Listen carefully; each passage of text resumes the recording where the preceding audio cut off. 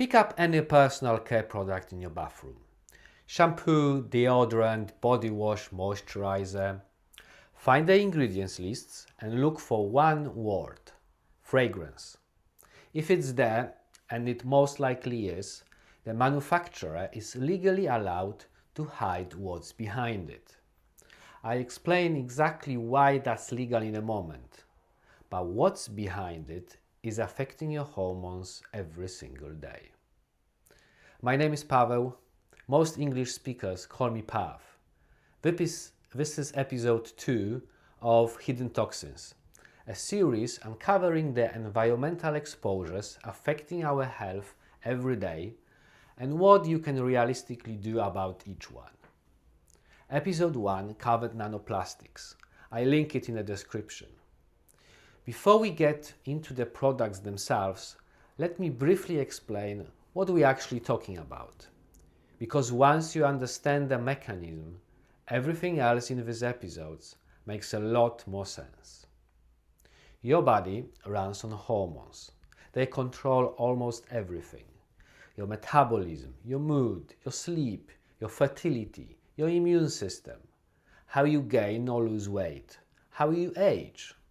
Hormones works in extremely small amounts, which is exactly why even trace levels of disruptive chemicals can have a real effect. Endocrine disruptors are chemicals that interfere with this system. They do it in several ways. Some mimic your natural hormones and bind to the same receptors, essentially sending false signals to your cells. Others block your natural hormones from doing their job. And others affect how your body produces, transports, or breaks down hormones altogether.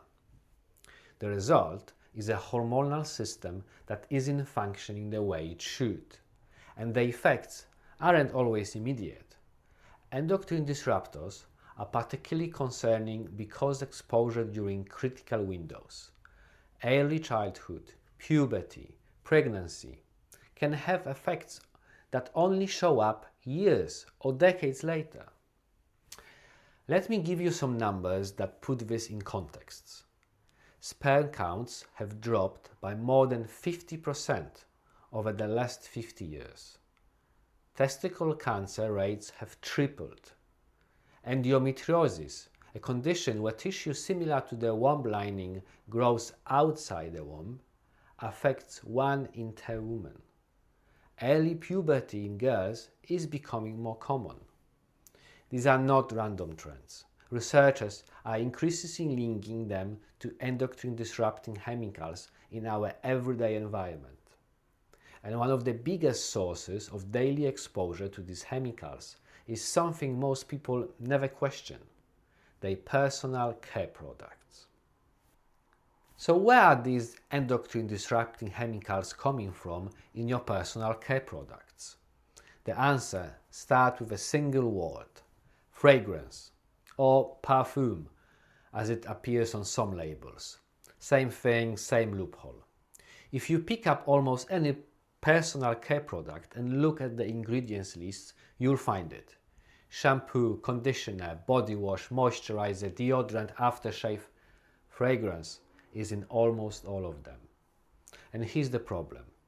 That single word is legally allowed to hide an entire cocktail of chemicals behind it.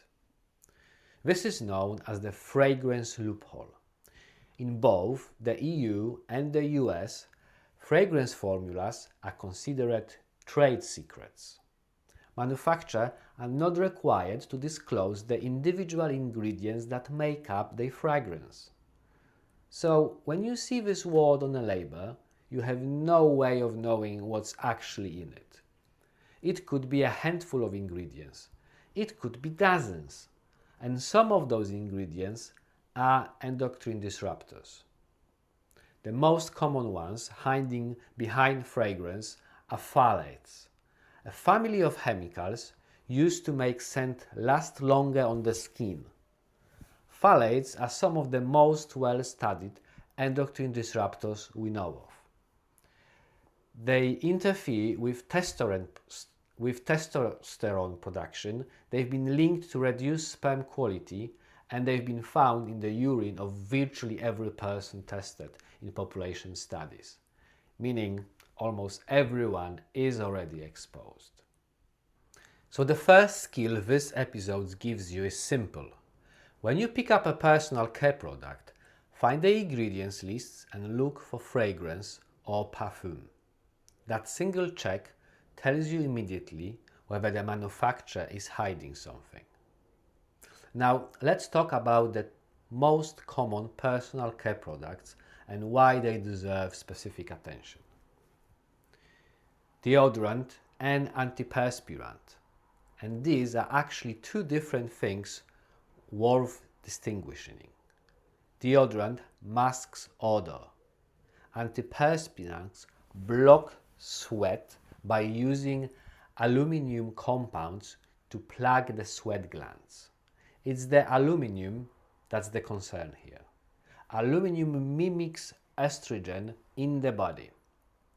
It binds to estrogen receptors and sends false signals to cells. Studies have found aluminum in breast tissue, and researchers have been investigating a possible link to breast cancer, though causation hasn't been established. What is established is that aluminum is an endocrine disruptor, and you're applying it daily to an area of the skin close to breast tissue and lymph nodes. This is equally relevant for men. Estrogen mimicking chemicals affect male hormonal balance too. The same aluminum in your antiperspirants is interfering with the same system. Here's what you do about it. Switch from antiperspirant to a fragrance-free deodorant. Not fragrance-free antiperspirant. Deodorant. One that doesn't use aluminum compounds. These are widely available and not more expensive than standard options. It might take your body a week or two to adjust. You might sweat slightly more than usual during that period while your sweat glands readapt. That's normal and temporary. Aerosol sprays, body sprays, dry shampoos, hairsprays. These are particularly concerning because you're inhaling them directly. Studies have found benzene contamination in aerosol products. Benzene is a known human carcinogen, meaning the evidence for cancer risks in humans is established, not just suspected. You're spraying this directly into the air around your face and breathing it in. Here's what you do about it. Switch from aerosol formats to pump, roll-on or stick alternatives wherever possible. Same product, different delivery, much lower inhalation risks. Now let's talk about the products most people use every single morning in the shower. Shampoo, conditioner and body wash. These are what called rinse-off products. They don't stay on your skin for long. But don't let that reassure you too much. You're using them every day, often in a hot shower where your pores are open and your skin absorbs more than usual. The main concern with rinse-off products is the high volume and frequency of use.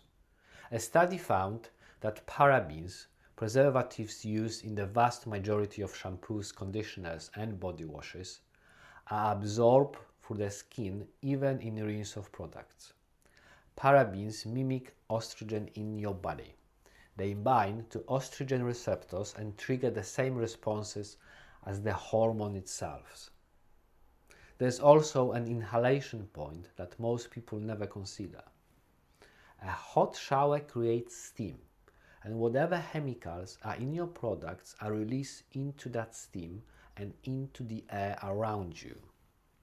You're inhaling them directly into your lungs for the duration of your shower. This is particularly relevant for fragrance products. The phthalates hiding behind the word fragrance become airborne in a hot shower environment.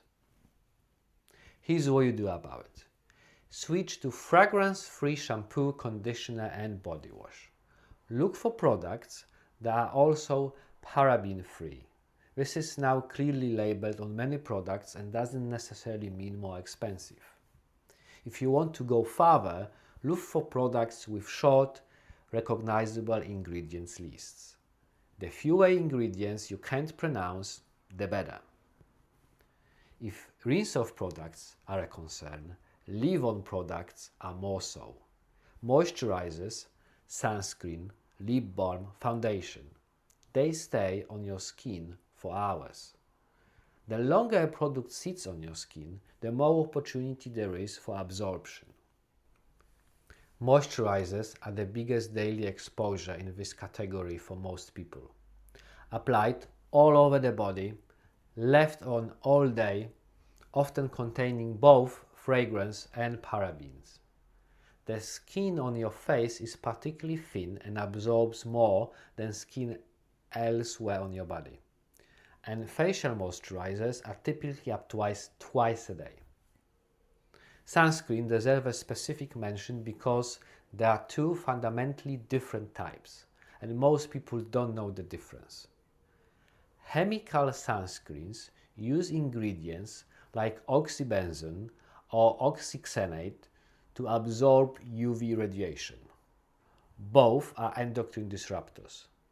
Oxybenzone in particular has been found in blood, urine and breast milk after a single application, and studies have found it can affect thyroid function. Mineral sunscreens use zinc oxide or titanium dioxide to physically block UV rays. These are not endocrine disruptors and are considered much safer. Here's what you do about it. When buying sunscreen, check the active ingredients. If you see oxybenzone or oxynalcite, put it back. Look for zinc oxide or titanium dioxide instead. For moisturizer, the same rule as the rinse-off products applies. Fragrance-free and paraben-free. Lip balm is worth a quick mention. Whatever goes on your lips gets ingested. Studies have found heavy metals, including lead, in some lipstick and lip balm products. The EWG Skin Deep database lets you check the safety of any specific product in seconds. I link it in the description and explain how to use it shortly. There's one more category of personal care products that most people never think of as a chemical exposure: laundry detergent and fabric softener. But think about it this way. Whatever chemicals are in your laundry products end up coating your clothes. And your clothes are in contact with your skin for most of the day and often through the night too. Most mainstream laundry detergents and fabric softener contain fragrance, meaning the same phthalates we talked about at the start of these episodes are sitting against your skin for the majority of every single day. Unlike a moisturizer you apply once, your clothes are a continuous source of exposure for as long as you're wearing them. Fabric softener is particularly concerning because its entire purpose is to coat fabric fibers with a waxy chemical layer that makes them feel soft. That layer doesn't wash out. It's designed to stay, and it's sitting against your skin all day. Here's what you do about it. Switch to fragrance-free laundry detergent. And if you use fabric softener, consider dropping it altogether. For those with a tumble dryer, wool dryer balls are a completely chemical-free alternative. They soften clothes through a tumbling motion, last for years and cost very little. And here's something worth knowing. Your clothes don't need to smell of anything to be clean. That scent you associate with clean laundry is a chemical fragrance, not cleaners. Clean clothes have no smell. So far in this episode, we talk about a lot of different chemicals across a lot of different products. I want to give you one practical skill that ties it all together. How to read a personal care product label. Because once you know what to look for, you can assess any product in under a minute. Step 1. Find the ingredients lists. On most products, it's on the back or the bottom, often in small print. It's legally required to be there. Step 2. Look for the word fragrance or perfume. If it's there, the product contains a mix of chemicals the manufacturer doesn't have to reveal that might include phthalates and other endocrine disruptors. This is your first filter. Step 3.